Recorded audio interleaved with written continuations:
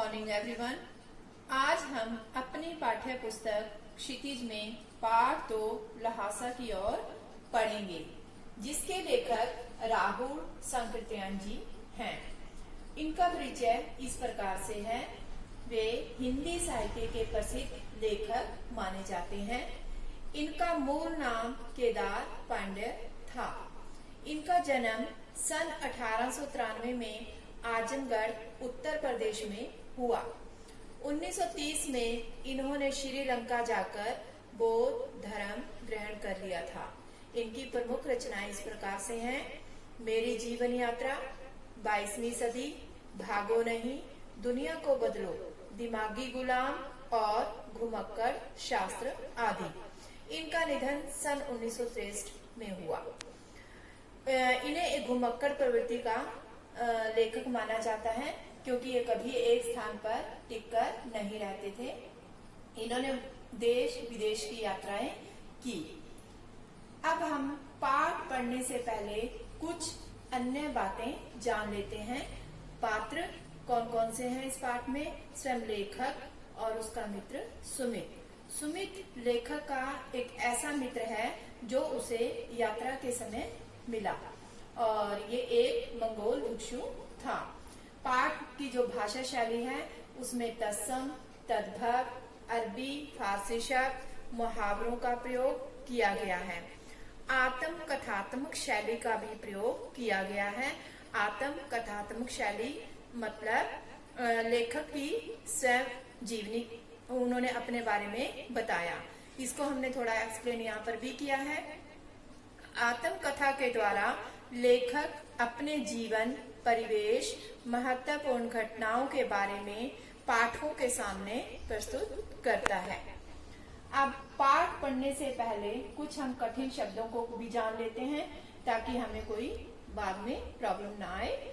जैसे डांडा, ऊंची जमीन, थोड़ला, तिब्बती सीमा का एक स्थान, कंडे, गोबर से बने उपले, गाय या भैंस का जो गोबर होता है उससे बने हुए जो उपले होते हैं जो जलाने के काम आते हैं, उन्हें कंडे कहा जाता है। थुक्पा, ये खाद्य पदार्थ है जो सत्तू या चावल के साथ मूली से बनाया जाता है या फिर हड्डी और मांस के साथ पकाया जाता है। गंडा, मंत्र पढ़कर गांठ लगाया हुआ कपड़ा।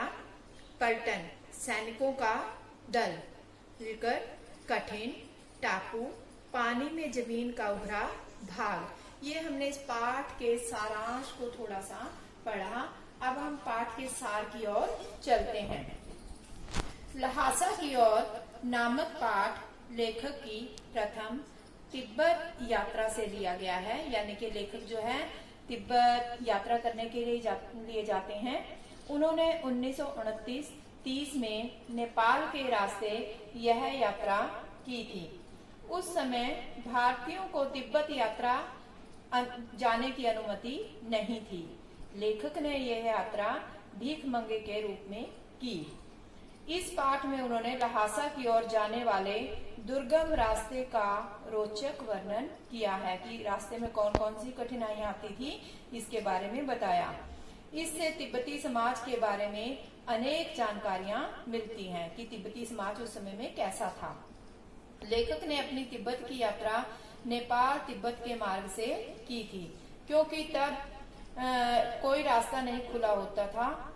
इसी रास्ते से हिंदुस्तानी वस्तुएं भी तिब्बत जाती थी।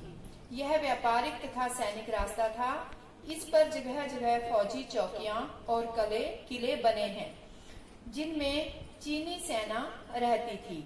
कुछ किलों में किसानों ने अपना डेरा जमा दिया था। लेखक ऐसे ही एक किले के पास चाय पीने के लिए रुका था।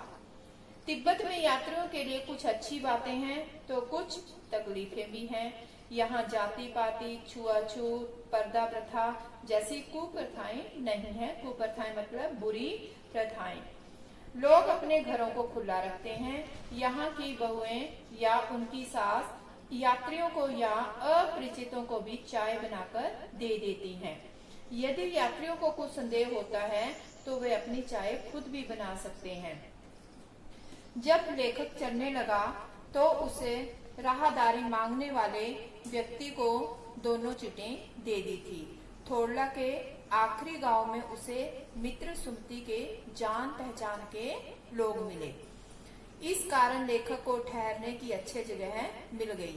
5 साल बाद लेखक जब भद्र यात्री के वेश में घोड़े पर सवार होकर आया था, तब उसे जगह नहीं मिली और उसे एक निर्धन झोपड़े में रात बितानी पड़ी थी। अब लेखक को सबसे विकट डांडा थोड़ला पार करना था।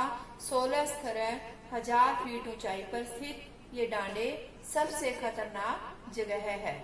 इनके आसपास कोई गांव नहीं होता। नदियों के मोड़ और पहाड़ों के कोनों के कारण दूर तक आदमी नहीं दिखते हैं। यहाँ किसी की हत्या हो जाए तो पुलिस या खुफिया विभाग कोई चिंता नहीं करता। वहाँ कोई हत्या का गवाह भी नहीं होता, कोई विटनेस नहीं होता। यह डाकुओं के लिए अत्यंत सुरक्षित जगह है। डाकुओं के लिए डाकू आदमी को पहले मारते हैं, फिर लूट लेते हैं और उनका माल निकाल लेते हैं। हथियार का कानून न होने के कारण लोग हथियार लेकर घूमते हैं। डाकू यदि जान से न मारे तो उन्हें अपनी ही जान का खतरा रहता है। लेखक और उसके साथी भीख मंगों के भेष में थे। किस भेष में थे? वो भीख मंगों के भेष में थे। जान का खतरा होते ही वे भीख मांगने लगते थे। पहाड़ पर सामान के साथ चलना कठिन था, इसलिए लेखक ने 2 घोड़े लिए और चलते गए। दोपहर तक वे डांडे पर पहुंचे, जो 17-18 फीट ऊंचा था। यहाँ का वातावरण मनोरम था, मनोरम सुंदर। दोनों ओर पहाड़ थे। इनमें कुछ पर बर्फ थी और कुछ पर बर्फ नहीं थी और ना ही हरियाली। सबसे ऊंचे स्थान पर देव स्थान था, जिसे कपड़े तथा झंडियों से सजाया गया था। लेखक को अब उतराई की ओर चलना था। उसके साथ उसके 1-2 साथी और चल रहे थे, पर वे सब बिछुड़ गए क्योंकि लेखक का घोड़ा धीरे चलने लगा था। अब यहाँ एक क्वेश्चन बन जाता है कि लेखक का घोड़ा धीरे धीरे क्यों चलने लगा था। उन सबसे बहुत ही पीछे रह गया। एक क्वेश्चन और पुट होता है कि लेखक जो है अपने दोस्तों से पीछे क्यों रह गया था। इसी बीच वह रास्ता भटक कर कहीं और चला गया, फिर वापस रास्ते पर लौट कर आया। वह 4 बजे के करीब लंकोर पहुंचा, जहां उसका जानकार सुमित पर उसकी प्रतीक्षा कर रहा था।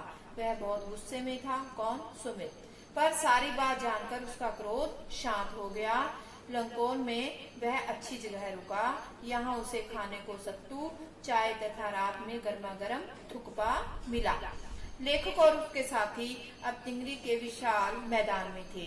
इसके चारों ओर पहाड़ थे, जिससे वह मैदान टापू जैसा दिख रहा था। इसी मैदान में तिंगरी समाधि गिरी है। यहाँ भी सुमति के यजमान थे। वे यजमानों के यहाँ जाना चाहते थे। बोध गया से लाए गए गंडे खत्म होने पर किसी भी लाल कपड़े का गंडा बनाकर बांटना शुरू कर देते थे। लेखक ने उन्हें ऐसा करने से रोका। लेखक की भरिया न मिल पाने के कारण सामान लेकर स्वयं चलना पड़ रहा था। यहाँ भरिया का मतलब भार वाहक, भार को ढोने वाले। तिब्बत की कड़ी धूप में 2 बजे सूरज की ओर मुंह करके चलने से गर्मी लग रही थी। सुमित अपने एक यजमान से मिलना चाह रहे थे, इसलिए उन्होंने शेखर विहार की ओर चलने के लिए कहा। तिब्बत की जमीन जागीरदारों में बटी है, जिनका ज्यादा हिस्सा मठों के पास है। जागीरदार मजदूरों से बेगार में खेती कराता है। खेती की देखरेख के लिए भिक्षु भेजे जाते हैं, जो राजा से कम नहीं होते। शेखर की खेती के मुखिया लेखक से मिले। वहाँ एक सुंदर मंदिर था। उसने कुंजूर की हस्तलिखित 103 पोथियां रखी थी। एक एक पोथी का वजन 15-15 सेर था। सुमति अनुमति लेकर अपने यजमानों के पास चला गया। तिंगरी गांव वहां से दूर नहीं था। लेखक ने सामान उठाया और भिक्षु नमसे से विदा लेकर चल पड़ा। प्यारे बच्चों, उम्मीद करती हूँ कि तुमने वीडियो को ध्यान से सुना होगा, लेकिन एक बार पाठ को भी पढ़ें। प्रश्नों के उत्तर, जो आंतरिक प्रश्नोत्तर बनते हैं हमारे, वो अपनी पुस्तक में ही करें। धन्यवाद।